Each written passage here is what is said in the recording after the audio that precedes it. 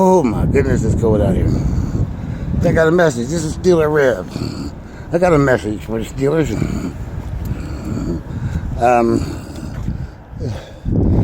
I want to tell you guys something. I've been a fan of the Steelers for many years, decades, 6 of them, to be exact.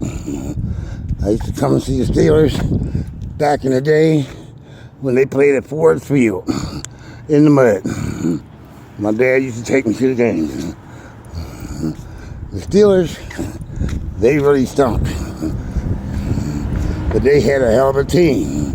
The players and other teams in the NFL did not want to come to Pittsburgh and play them Steelers. They had to play in the mud of Forest Field. And it was rough. They had a hell of a defense. This was before Joe Green and all them too. The scores would be like 5-3, 6-2, 9-6, like that there. Every team in the NFL dreaded coming to play these Steelers in Forest Field because they got their ass whooped. Basically, they took a win with them, but they took a whole lot of loss too. And they felt it to the next 2 games they played.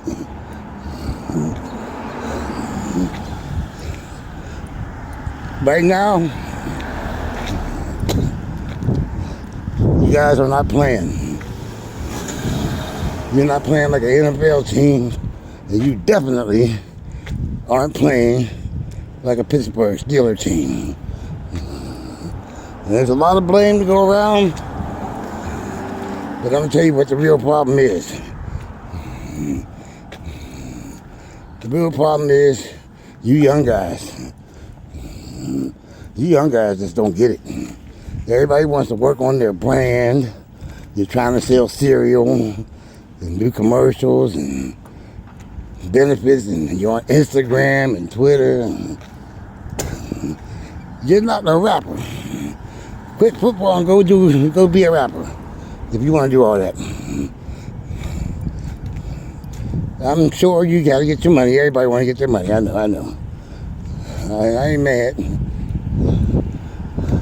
What I'm mad about is it's your focus. And that don't work in Pittsburgh. Pittsburgh, the people, and it's about the people, they are very much so invested in that team. They buy your jerseys that you get a piece of. You want more sales in your jersey? Do more on the field.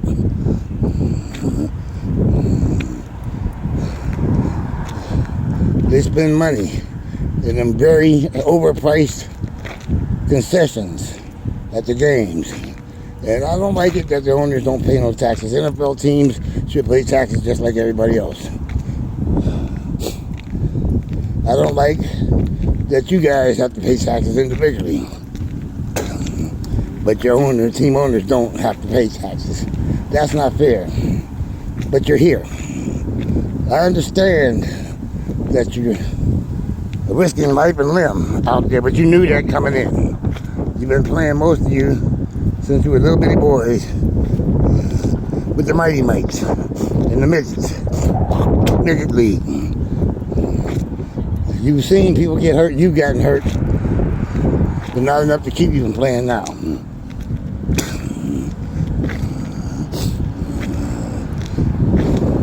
You gotta show some kind of dedication to the game, to the sport, and to the team. I knew the Art Rooney Sr. I met him as a kid. He used to come, he's from my neighborhood, North Side, Pittsburgh, Manchester. We're by community college, that's where he's from.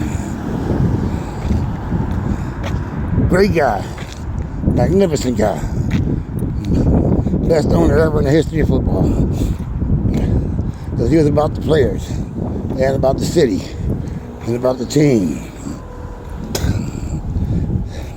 Wasn't a racist bone in his body.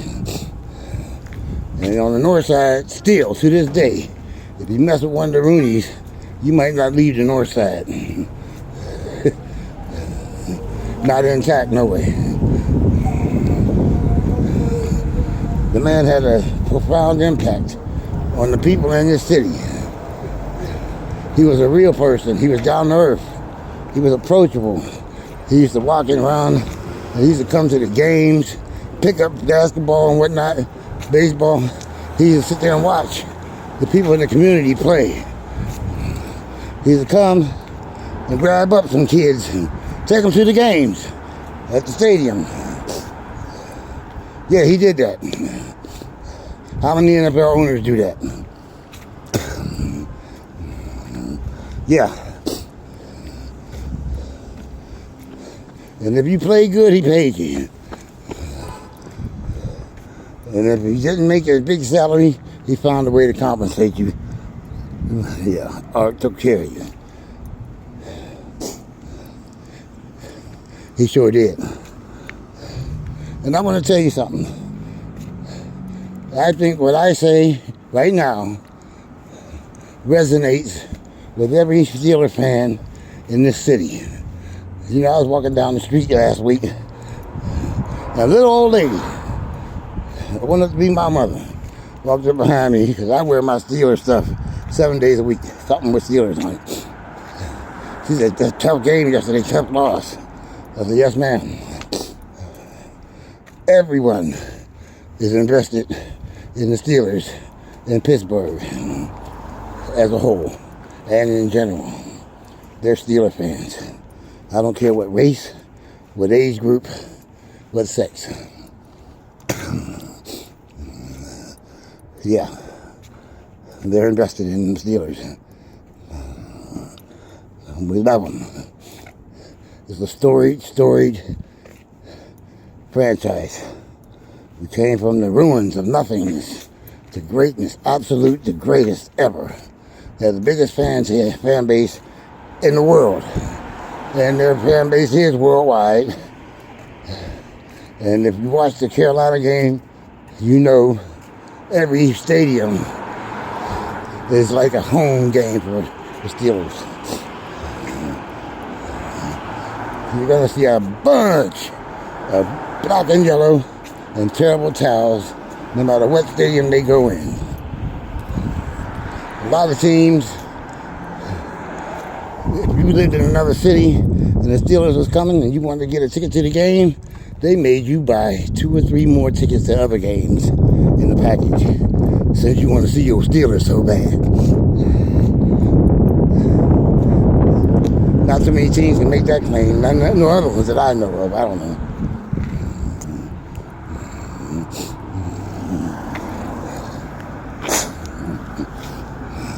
The Steelers, they're magical. It's a blue-collar team from a blue-collar city. Don't let the technology they got here now fool you. Steelers fans will kick your ass. They just will. I'm going to tell you that now. So, chew on that. But this here is from the heart. My heart and every other Steeler fan in this great city and worldwide feels. If you're more concerned about your brand, you want a rap career, you want a TV movie career, you want to be on Twitter and Instagram, and that's what's more important to you than what you bring on that field, get the hell out of Pittsburgh. Ask to be traded, demand to be traded, go somewhere else. Maybe you can get traded to a team in New York or Hollywood. We don't want you. I mean that from the bottom of my heart. You're not welcome in the bird. And that's just what's real.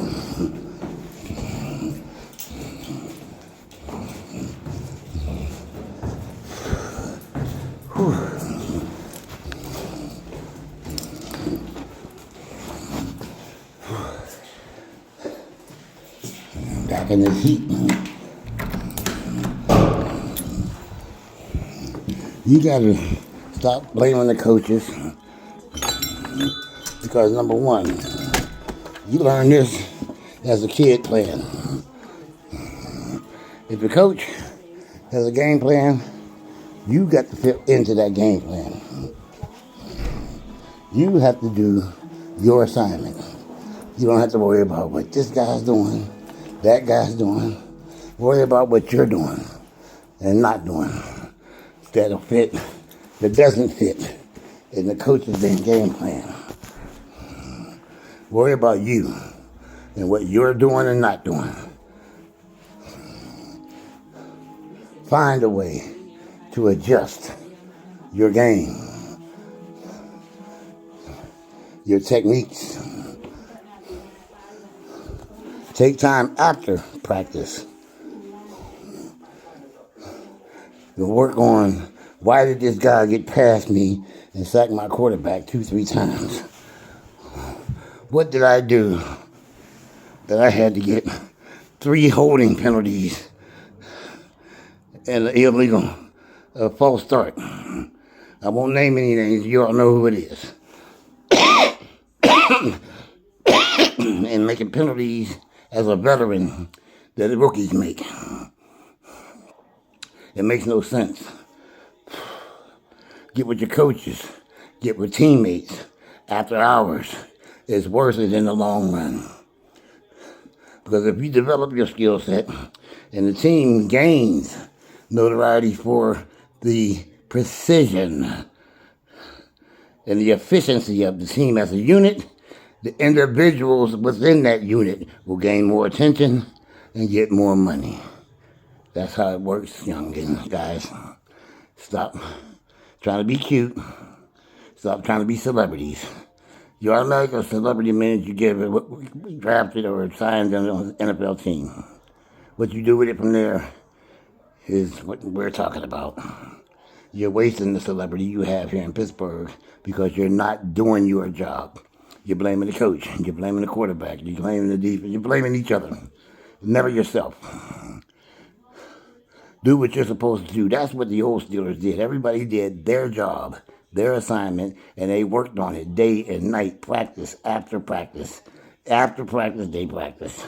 Individually and a group and corporately, they practice to get it down pat.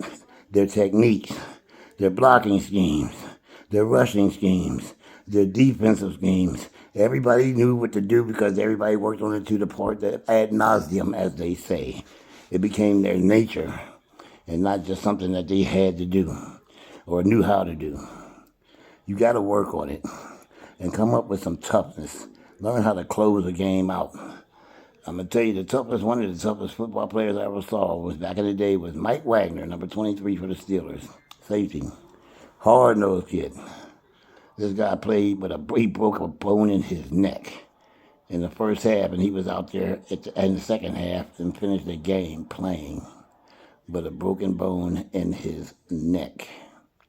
You guys make a 2-yard run and got your hand up. Coach, get me out, take me out. You're lame, you're soft. You're twice as big, 3 times as big as the players used to be, and you're twice as soft as they are when they play with their grandchildren. This stuff is weak. Play like you're a Steeler. That's blue-collar football. That's precision football. We're not finesse. We're precision and strength. And if you can't get to that level, then ask to be traded. Get out of here. Leave. You're not welcome here. We don't want you. We only want hard-nosed badasses. Football is gladiator school. It's the arena. It's the same concept. The gladiators of old went in the arena knowing that they might not come out, but they took pride in their own abilities and their skill set and their tenacity to win. Be a gladiator. Don't be a victim that was thrown in there so that hey, they got to have somebody that's going to lose for sure. That's not our style here. We don't do that. This is the city of champions. We are the ones that coined that phrase. We win because we're the people. We are the people. And as our team, you are one of us. And some of you youngsters ain't one of us. Y'all is too messed up. A lot of the penalties y'all get, the guy make a 20-yard gain and get a 15-yard penalty because you're going to taunt somebody. Come on now, be professional. Show some class. Show some class. This is the Steelers you're talking about. Pittsburgh Steelers. The black and gold. There's a mystique about this team. There's a mystique about this team. There's a mystique about this city.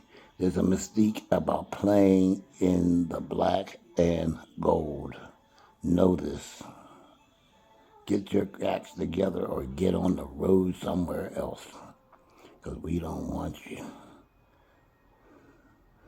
And Coach Tomlin, get you some real coaches.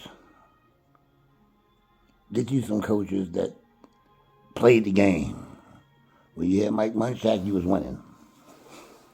Best thing that ever happened to your offensive mind and squad. But you blew it because you let Ben stay too long and had too much say. And his salary and his attitude was the ruination of our team. You didn't build because of that.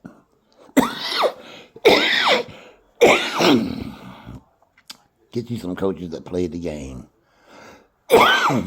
Give the defense to Flores. Get you an offensive coordinator that actually played in the NFL. They got some Hall of Famers. Get one of them. Get some guys on your offensive line, coaches that actually have played the game and excelled in it, and they can teach technique. Same with defense and tackling. Our biggest problem on defense is tackling and sticking to coverages, and everybody staying in their lane and coverages, doing their job.